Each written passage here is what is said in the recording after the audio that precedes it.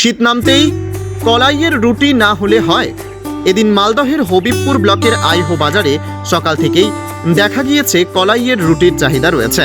বৃহস্পতিবার সাত সকালে দেখা গিয়েছে শীতের আমেজে আইহো বাজারে কলাইয়ের রুটি খেতে ভিড় জমাচ্ছে সাধারণ মানুষ। কলাই রুটির সাথে দেওয়া হয়েছে বেশ মুখরোচক বেগুন পোড়া, ধনেপাতার চাটনি, কাসুন্দি, পেঁয়াজ, লঙ্কা বাটা দিয়ে বেশ জম্পেশ করে সকাল সকাল কলাই রুটি খেতে দেখা গিয়েছে।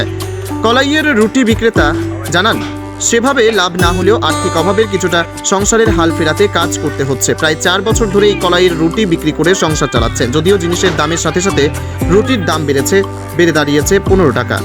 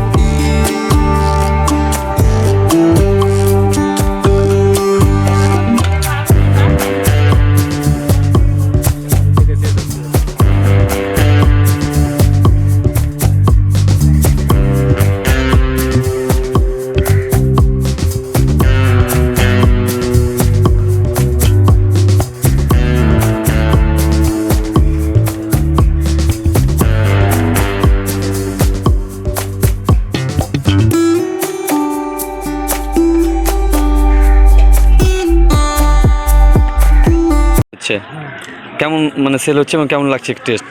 সেলের কথা বলতে আমার তো ভালো লাগছে। শীতের সময় বেশি টেস্ট হয়। কী কী দিচ্ছে রুটিতে? মাশরুম, বেগুন সিদ্ধ, আর ধনিয়ার চাটনি। কত করে দাম নিচ্ছে? 15 টাকা। কলাই রাখা 4 বছর থেকে বেচা কিনা করছি আমি। কেমন বিক্রি হচ্ছে?